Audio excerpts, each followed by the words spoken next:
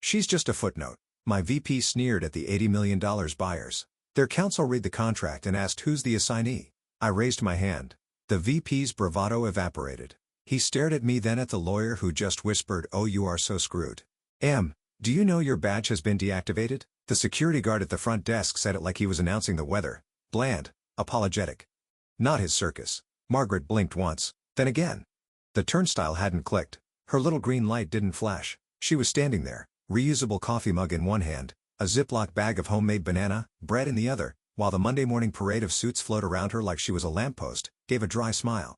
"Well, I guess that depends on whether Midway Systems has a death wish this week." The guard didn't laugh. She didn't expect him to.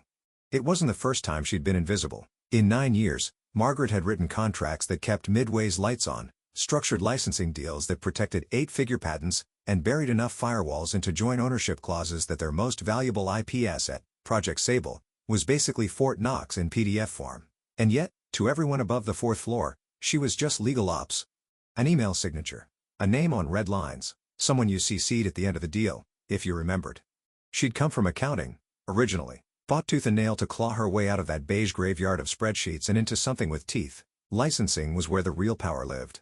Where details weren't just bullet points, they were weapons. Margaret understood that better than anyone. She wasn't flashy. Didn't talk about vision or synergy or any of the other buzzwords the sales guys threw around like cologne. What she did was read. All of it. Every contract. Every footnote. Every revision. While Carter Lane, Midway's new VP of Strategic Operations, was strutting around talking about liquidity events and reclaiming agile dominance, Margaret was tucked in the legal subfolders of their biggest client's cloud storage, highlighting clause language Carter would have needed a flashlight and a law degree to understand. Project Sable was her crown jewel, a tangled spider web of patent rights, shared development notes, usage triggers, and royalty escalators tied to performance metrics only she and the outside counsel had fully mapped. At its peak, it brought in $12 million a quarter. Margaret didn't just help negotiate it. She built the compliance framework from scratch. Drafted the assignment writer herself. The one no one ever bothered to read. The one that quietly made her the sole assignee of any transfer of Sable's core assets. Not legal. Not Midway. Her. She never flaunted it. That wasn't the point. The point was protection of the work, the company, the long game. Seen too many licensing disasters collapse under hasty M&As and clueless VPs trying to show off with asset dumps. The clause was her insurance policy. A seatbelt no one thought they needed until the crash. But things had started changing fast when Carter arrived. First came the vision decks, then the consultants. Suddenly, every hallway was filled with words like sunset, synergize, and lean optimization. Entire departments disappeared. Man fired the facilities team and started outsourcing janitorial to an app. An app.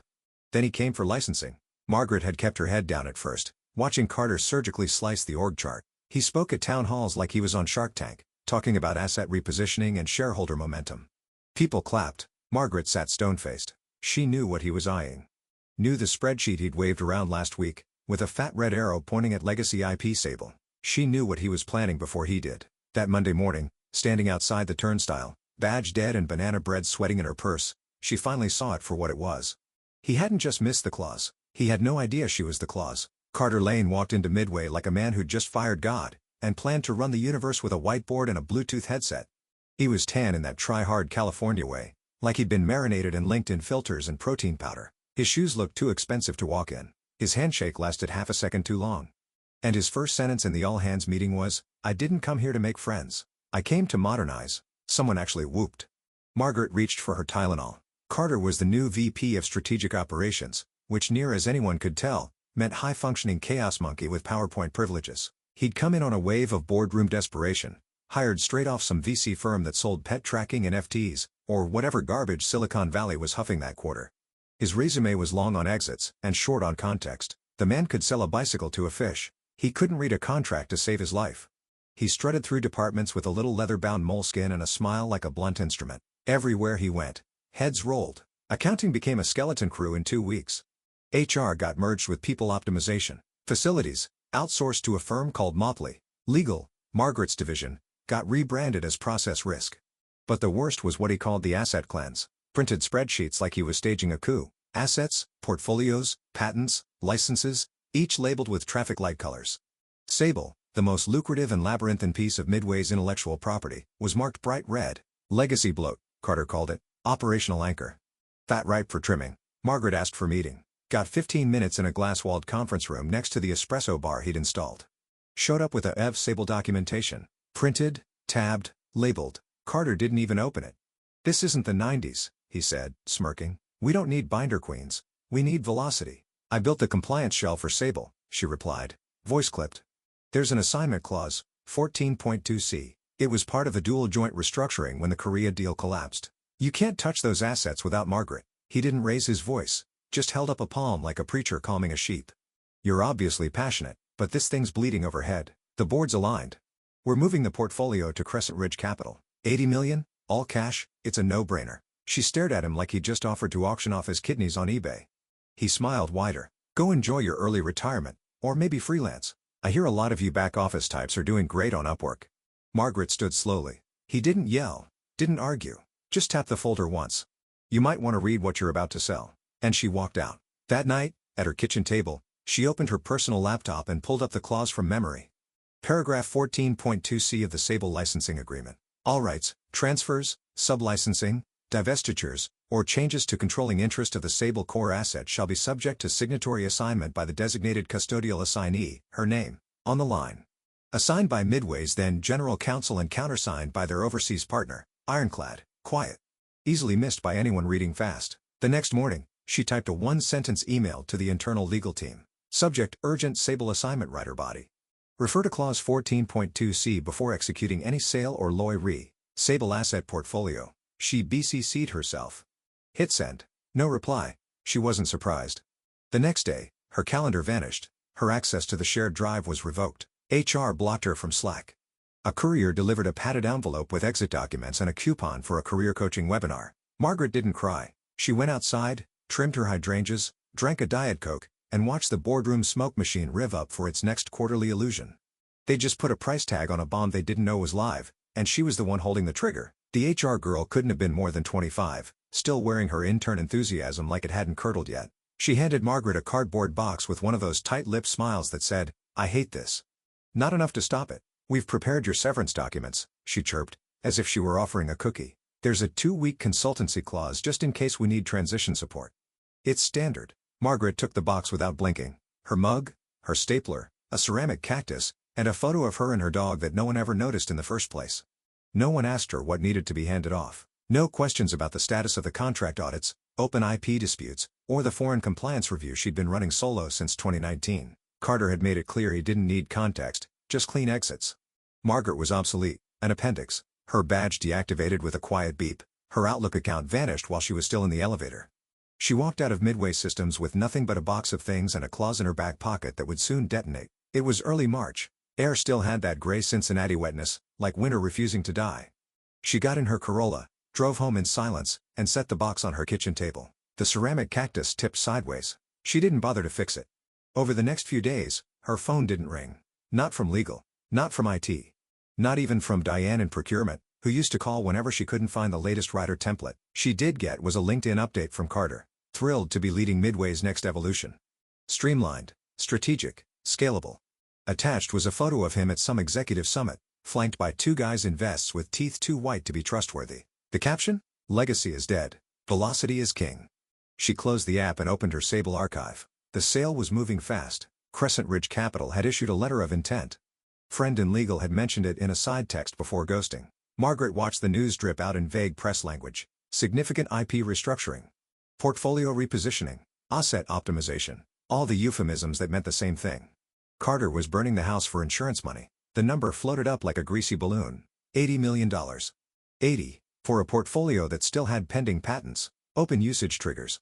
A licensing clause so specific it had a contingency section for submarine jurisdictions. Carter didn't know, or didn't care. Margaret kept a legal pad on her kitchen table and jotted every milestone in pencil. March 10th. Lois signed. March 14th. Press release draft leaks. March 18th. Internal town hall scheduled. The March 10th entry had an asterisk. Clause 14.2c remains unacknowledged. Carter, meanwhile, was glowing. Word around town was that he was being floated for a board seat at a new biotech startup. Midway stock had ticked up a few percentage points on news of the Sable sale. He strutted across podcasts and panels like a man who thought gravity had been repealed in his honor. Margaret bought a new pack of highlighters. Yellow for buyer-side errors. Pink for Midway oversights. Blue for compliance gaps. She went to Trader Joe's. She watered her lawn. She kept a bottle of Prosecco in the fridge and didn't open it, because she knew something they didn't. Clause 14.2c wasn't just a bureaucratic tripwire. It was a hand grenade with a smiley face drawn on the pin. It gave her, Margaret E. Halpern, formerly invisible legal ops analyst, final say over any transfer of Project Sable's core intellectual property, her signature. Or no deal. No one had asked her to waive it, no one had contacted her at all. Carter had been so eager to erase her name from the org chart that he hadn't noticed where else it was printed. So Margaret waited, not out of spite. Not even for revenge. She was just giving them time to realize how deep in the weeds they really were. Time to feel the rope tighten. And when the moment came, the meeting, the question, the collapse, she'd already be there. Calm, patient, with her pen uncapped and her answer ready, she waited 5 days before sending the message. Just one. To one person, Elliot Tran. Midway's senior counsel and the only man in legal who ever remembered to bring her coffee the way she liked it. Black, 2 sugars. No questions. He was meticulous, quiet, allergic to drama. If anyone still read the damned contracts at Midway, it was Elliot. Her message was short. Hey, Clause 14.2c on Sable. Please confirm it's been addressed before the sale. And the reply came 3 hours later. They already signed the LOI. No, how are you? No emoji, no buffer, just the sentence. Cold. Final. Margaret stared at it for a long time. Then closed her laptop. She didn't follow up, because she understood what that line really meant. The train had left the station, and no one on board had checked if the tracks were made of paper. Crescent Ridge Capital had begun due diligence. And Carter was peacocking around like a man who'd cracked capitalism itself. There was an all-hands town hall streamed live on a Thursday. Margaret watched from her couch. Bowl of stale popcorn in her lap. Carter stood in front of a branded step and repeat. Sleeves rolled. Microphone clipped like he was hosting a text event on how to kill your own company and look good doing it. We've identified key redundancies, he said, smiling. Legacy licensing was a drag on velocity. Deadweight, so we cut it. Deadweight. Margaret didn't flinch. She just picked up her remote and rewound the clip, watching his mouth shape the words again. Dead. Wait. He didn't just mean the team. He meant her. The woman who built the Sable framework from scraps of conflicting patents, EU compliance laws, and enough red tape to mummify a lawyer. She clicked her pen and jotted in her legal pad. March 21st, Carter calls licensing deadweight. Clause still unacknowledged. The buyers were moving quickly. Articles started circulating in investor newsletters. Crescent Ridge set to acquire $80 million patent block from Midway Systems. Strategic realignment signals operational agility. All nonsense. None of them had seen what Margaret had tucked into the clause footnotes like landmines, but someone else had. It started with a LinkedIn ping, a name she didn't recognize, junior associate at a boutique law firm in Chicago. Hi, Margaret, I'm working on a licensing diligence matter involving Project Sable. Your name came up as the assigned custodian on several core asset schedules. Would you be available for a brief call? Off the record, of course. Margaret raised an eyebrow. She responded cautiously. Happy to chat. Next Tuesday, 2 p.m., off the clock. They met over video. The associate looked young, competent, already exhausted. Behind him, a shelf of thick binders and a dying ficus. We noticed something in the foundational agreements, he said after introductions. There's a recurring assignee notation. Your name appears on several riders, but it's unusual. It's not tied to your department. It's personal. Were you aware? She didn't smile, just leaned into the camera. I wrote them. The associate blinked. You. I was the assignment designee appointed by Midway and their foreign partner. Clause 14.2c. Without my signature, Sable's core IP rights cannot be transferred or divested in any capacity. A pause. Then the associate sat back, slowly. His poker face failed. Our client was not informed of this, I'm aware. Silence stretched. Margaret let it. He started scribbling in his notes, already picturing how this was going to play out in Monday's partner meeting. If this clause is enforced, there's no if, she said. He nodded. Be in touch. Margaret ended the call, closed her laptop, sat in the quiet. That had been the test, the moment, the signal flare. The buyers had finally hit the tripwire. And Carter, he was still out there doing interviews and pretending he'd already cashed the check. She poured herself a whiskey. Neat. No toast, because the next call wouldn't be polite. It would be surgical, and she'd already sharpened the knife. The meeting wasn't on the books. No invite, no calendar trace, just a quietly forwarded address and a time. 10 a.m. Monday. Typed in courier font like something out of a Cold War novel. Margaret showed up 10 minutes early. It wasn't a boardroom or an office tower downtown. It was a coffee shop tucked between a dry cleaner and a nail salon. The kind of place with chipped mugs and a chalkboard menu that hadn't changed in years. No logos. No witnesses. Just Margaret, in a navy coat and clean slacks. Pulled back like she was going to church and war at the same time. The buyer's lawyer arrived exactly on the hour, mid-40s. Crisp suit, wedding ring, no tie. He introduced himself as Colin, but the firm name he mumbled under his breath was enough. He wasn't some junior associate chasing billables. This was senior counsel for Crescent Ridge Capital, and he wasn't here for coffee. Margaret let him lead. Let him settle. Let him think he was in charge. Pulled out a folder. No laptops, old school. I reviewed the Sable agreements personally last night, Colin said without preamble. There's something irregular. Margaret folded her hands around her mug. Only one thing.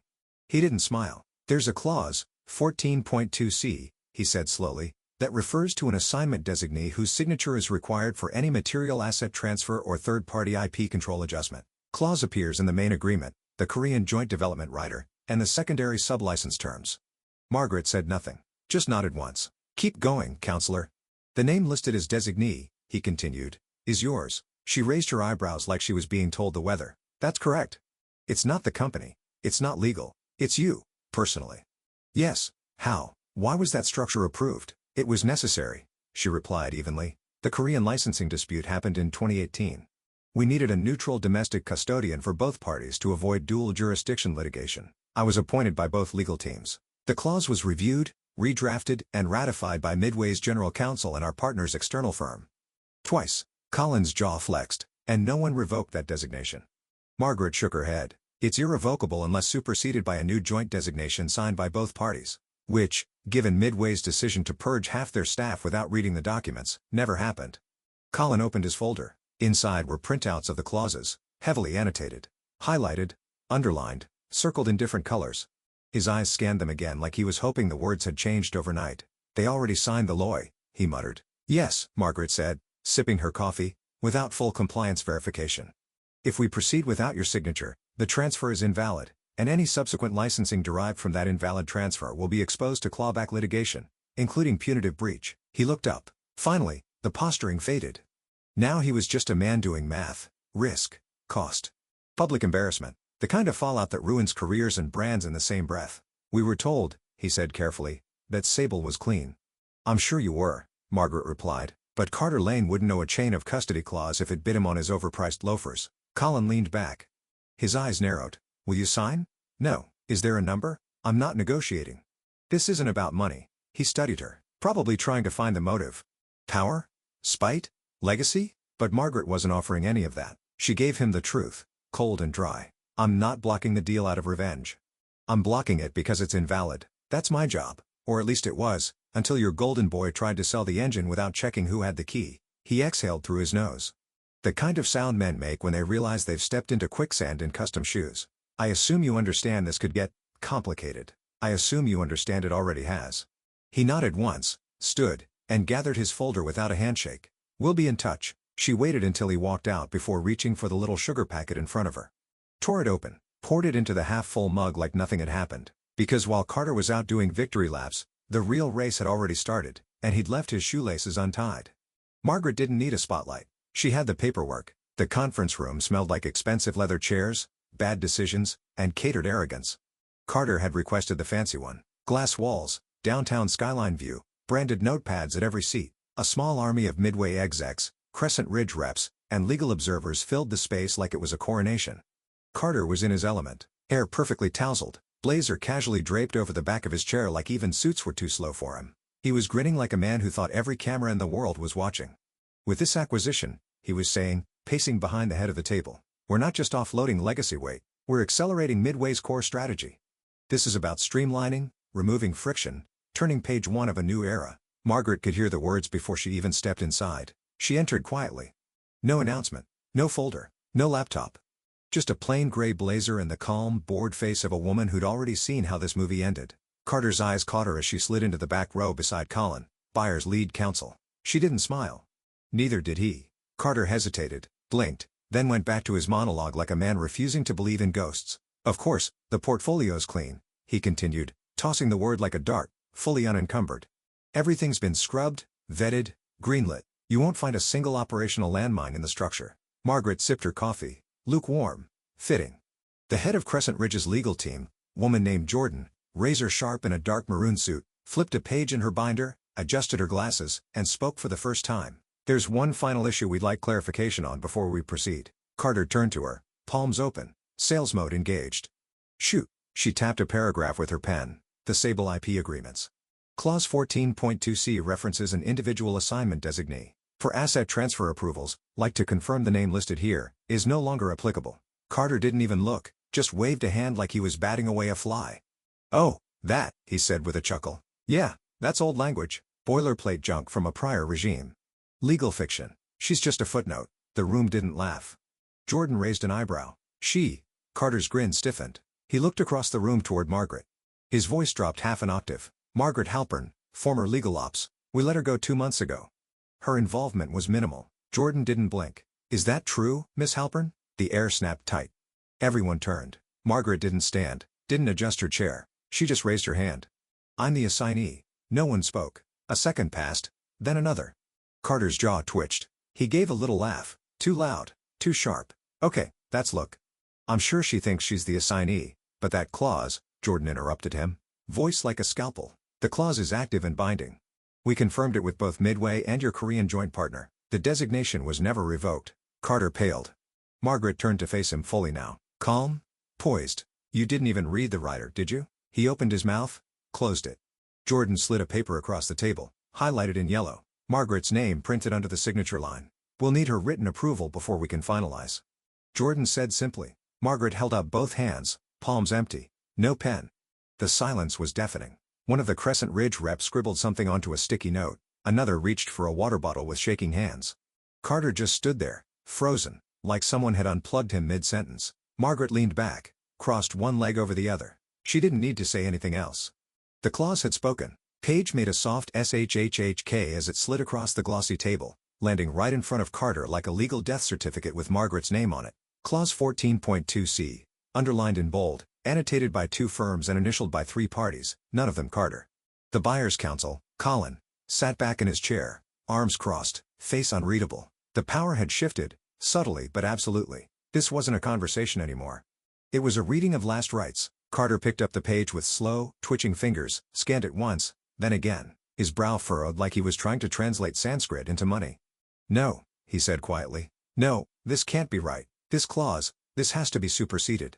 It wasn't, Colin replied. Carter's eyes flitted to Margaret, was still seated calmly at the back of the room like she'd just wandered in from a knitting circle and accidentally stumbled into a boardroom hostage situation. He stood abruptly, voice rising. You're bluffing. Margaret didn't even blink. Jordan, the buyer's lead, closed her binder with a quiet thump. She's not. There's no way this stands. She doesn't work here anymore. She's not even on payroll.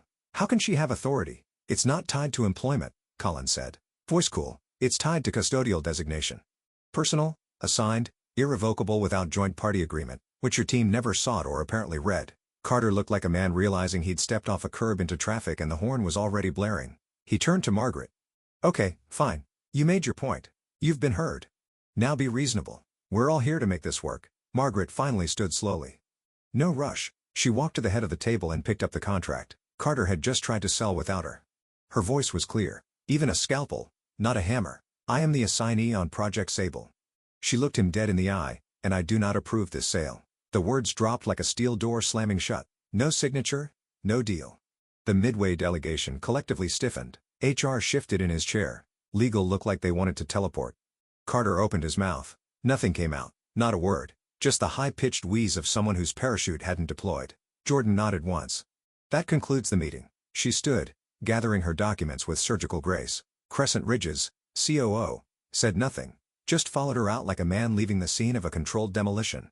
One of the analysts paused to shoot Margaret a subtle, incredulous nod before disappearing behind the door. And Carter, he stayed frozen, hands flat on the table, like he could hold the sale together through sheer denial. Margaret leaned in just slightly, voice low. You called me a footnote. She tapped the clause. I'm the damn signature line. Then she turned and walked out. No fanfare, no strut, just a quiet, measured exit, like someone leaving a chessboard with the king still upright, knowing they never even had to say checkmate. Behind her, the silence roared. By noon, the buyers were gone. No calls, no counter, no face-saving delay tactics. Just a silent exodus of Crescent Ridge execs in black sedans, folders clutched tight, mouths tighter. Midway's $80 million miracle sale evaporated like it had never existed. The glass conference room sat empty now, chairs still askew from the scramble, condensation rings on the table, like bullet holes. Carter stood inside it alone for a while, staring down at the paper Margaret had tapped only hours before, as if he could will it to say something else, something reversible, something that wouldn't make him look like a fraud in a $900 sport coat. It didn't. Upstairs, the board was already in emergency session. Someone had whispered dereliction of duty before the door closed. Another mentioned fiduciary negligence. No one said Carter's name out loud. They didn't have to. Everyone knew who set the bonfire and smiled while lighting the match. Margaret didn't bother watching the fallout in real time. She wasn't a sadist. She just knew math, and the numbers weren't in Carter's favor. Back at her house, she pulled up Midway's internal news portal out of morbid curiosity. One new update, announcement. Midway Systems begins leadership transition. As part of our evolving strategic vision, we thank Carter Lane for his contributions and wish him well in his future endeavors. Was the corporate version of being shoved out a side door with your box of shame and a $20 DoorDash gift card. No apology. No correction. Just vanishing. A ghost in Gucci shoes. Margaret leaned back in her chair and watched the blue loading bar spin on her old Midway VPN access. Still dead. Still gone. They never reactivated it. Never asked for knowledge transfer. Never even thought to check if the detonator they tossed into the dumpster was still live. That had been the plan all along. She didn't want her job back. She never wanted a plaque or a name on a door. What she wanted was security. Real security. Not the false promise of loyalty from a company that would cut her loose without a second thought. So she gave herself an insurance policy. Clause 14.2c. Carter had been chugging green juice and building reorg slides with buzzwords and bar graphs. Margaret had been drafting safeguards in the subclauses, planting legal anchors, writing her name not where it could be erased, but where it had to be read. Every single time. That clause wasn't spite, it was survival. The final domino fell the next morning when Midway's general counsel resigned to explore new opportunities. Translation. Jumped ship before being blamed for not flagging the one clause that sunk a deal worth more than a quarter of Midway's projected annual revenue. Legal would become of the sales team? Directionless? Carter? Unreachable. No posts. No tweets. His LinkedIn headline changed from VP of Strategic Operations to open to work in under 24 hours. Margaret got a call from Elliot Tran. Short, dry, respectful. Just wanted to say, read it, all of it. You wrote it perfectly. She thanked him, didn't ask what else he'd seen. By then she'd already been contacted by Crescent Ridge again, quietly, discreetly. This time with an offer, but that was next. Right now she let herself sit in the stillness of victory. No champagne, no confetti. Just the hum of her refrigerator and the legal pad she'd stopped writing in, its last line underlined twice. Clause 14.2c executed. Us didn't just protect the asset, it protected her. A week to the day after the collapse, her phone rang. Unknown number, Chicago area code. Margaret let it buzz twice before answering, cool and steady. Margaret Halpern, she knew the voice. Colin, Crescent Ridge Counsel. This time, no formality, no layered legal posturing. Just the tight, polite tone of a man calling not as a lawyer, but as a recruiter. We've reviewed everything, he said. No small talk. You were right. About the clause, about the compliance history. About all of it. Margaret waited. She'd learned long ago that the most powerful leverage in any room wasn't noise. It was silence. Colin cleared his throat. We'd like to bring you on as an external licensing consultant. Scope would include Sable, plus some adjacent portfolios we're negotiating out of Boston and Seoul. Fully remote, flexible structure. Paid monthly retainer, plus success fees. Her eyebrow lifted. Still hadn't spoken. Compensation would be, well, generous. 3 times your Midway base, plus options, plus full authority over Sable's assignment continuity if you accept. He paused. In plain English, you'd stay the assignee. Now she smiled, a little, just at the corner of her mouth. My only question, she said softly, was whether I'd keep control of the assignments. You will. She didn't ask who had to get fired, demoted, or chewed out to make that possible. Didn't ask how many internal debriefs or shareholder calls had begun with the phrase we didn't realize and ended in profanity. She didn't even ask who at Midway was still employed, because it didn't matter. She had the leverage, and that was all she'd ever needed. Send the paperwork, she said. I'll review it by tonight. No need, Colin said. It's already in your inbox. Executable PDF. We'll arrange courier signature for hard copy if needed. Margaret hung up without a goodbye. She walked to the kitchen, poured herself a second coffee, and opened her laptop. There it was, exactly as promised. Retainer agreement. Consultant onboarding. Clause 14.2c reaffirmed by both parties. Her name in bold, she signed. No parade, no fireworks. Just a click, a keystroke, and the quiet satisfaction of knowing the thing they tried to sell without her now belonged to her, permanently. It wasn't revenge. It was insurance. Later that afternoon, she opened her old Midway inbox. Still technically deactivated, but she'd kept a local archive. Thousands of messages, mostly unread, mostly dull. But one thread caught her eye, her final exchange with Carter. The last time he dared to respond, she clicked compose. To Carter Lane at midwaysystems.com. Subject: Re. Legacy clause body. Still just a footnote. No signature. No closer. Just those 5 words. She hit send. It wouldn't reach him. The account was long dead, but that wasn't the point. The point was that somewhere, buried in Midway's disaster archives, her name wasn't just in the clause. It was the clause. And Carter, he'd bet the company on a bluff he didn't understand. She didn't need to yell. Didn't need to gloat. She just needed to sign once, and that was enough to own the whole board. Big thanks, you legends of the old office days. Subscribe to keep the switch flicking chaos alive. Your ex-boss is shaking in their loafers.